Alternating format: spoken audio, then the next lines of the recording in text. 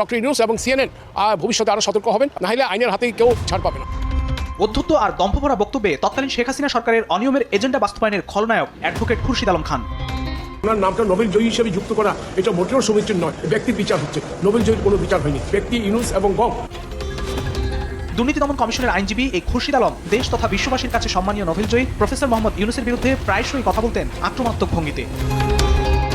ওনার বর্তমানে legal status সাজাপ্রাপ্ত একজন আসামি আপিলকারী হিসেবে আজকে সময় চেয়েছেন। প্রফেসর মোহাম্মদ ইউনূসের বিরুদ্ধে প্রতিটি মামলা লড়তেন, বক্তব্যে আইনজীবী পেশার চেয়ে রাজনৈতিক বিরোধিতাই প্রকাশ করতেন দম্ভ করে। উনি শুধু নোবেল লরিয়েট করছে, উনি সাজাপ্রাপ্ত আসামি, সেটা আমার দায়িত্ব না, সেটা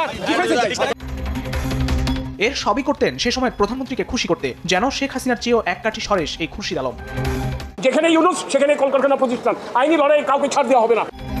তৎকালীন শেখ হাসিনা সরকারকে খুশি করতে নানা ছলায় কলায় নোবেল জয়ী ডক্টর মোহাম্মদ ইউনূসকে হয়রানি করতে আশ্রয় নেন কূট কৌশলের, তুচ্ছ তাচ্ছিল্য করেন নোবেল পুরস্কার নিয়েও। ওনার শুধু একটাই কথা, উনি নোবেল লরিয়েট, মানে ওনার কথাটা হলো নোবেল লরিয়েট শুনলেই ওনাকে সবকিছু দিতে হবে।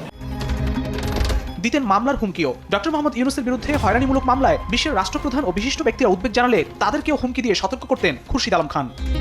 সবাই আইনের চোখে সমান, সে নোবেল লরিয়েট হোক আর সে রিক্সা পুলার হোক। হিলারি ক্লিন্টন, আপনি বিশ্ব নেতাদেরকে নিয়ে আপনি বাংলাদেশে আসুন, শুধু আবেগের বশবর্তী হয়ে গুরুত্বপূর্ণ ব্যক্তির পক্ষে এটা মানায় না। এটা আমি মনে করি বাংলাদেশের বিচার ব্যবস্থার প্রতি একটা অযাচিত হস্তক্ষেপ। তিনি শুধু বিশ্বের বাঘা বাঘা নেতাদেরই নন, হুমকি দিতেন দেশি বিদেশি আন্তর্জাতিক প্রতিষ্ঠানগুলোকেও। আপনি বিশ্ব নেতা হন, নোবেল জয়ী হন, কোনো আইনের কন্ট্রোল করা যাবে না। আমি মনে করি এটা টিআইবির একটি ব্যর্থ প্রচেষ্টা। শেখ হাসিনা সরকারের তোষামতকারী অতি উৎসাহী এই আইনজীবী বিনিময়ে হাতিয়ে নেন সরকারি নানা সুযোগ সুবিধা। দীর্ঘদিনের দায়িত্ব পান দুদক আইনজীবী হিসেবে। ডক্টর ইউনূসকে নিয়ে এত মাথামাতি কেন, আমরা বুঝতে অক্ষম।